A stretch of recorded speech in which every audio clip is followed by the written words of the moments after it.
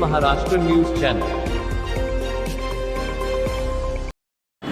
सोलापूर महानगरपालिकाच्या पाणीपुरवठा विभागाकडून शहरातील नागरिकांसाठी महत्त्वाची सूचना देण्यात आली आहे। शहरातील मुख्य पिण्याच्या पाण्याची पाईपलाईन आसरा पूल परिसरातील कल्याणनगर जवळ रेल्वे ट्रॅकखाली नादुरुस्त झाल्याने मोठ्या प्रमाणात पाणी गळती होत आहे। ही गळती दुरुस्त करण्यासाठी महानगरपालिकेकडून तातडीने काम हाती घेण्यात येणार असून हे काम शुक्रवार दिनांक 10 एप्रिल 2026 रोजी करण्यात येणार आहे। संबंधित पाईपलाईन रेल्वे मार्गाखाली असल्यामुळे दुरुस्तीसाठी कामात तांत्रिक अडचणी येण्याची शक्यता असून काम पूर्ण होण्यासाठी काही कालावधी लागणार आहे। या पार्श्वभूमीवर शहराचा पाणी पुरवठा विस्कळीत होणार असून नियमित पाणी पुरवठ्याचे वेळापत्रक एक दिवस पुढे ढकलण्यात येणार आहे। त्यामुळे नागरिकांना पाण्याचा पुरवठा उशिराने मिळणार आहे।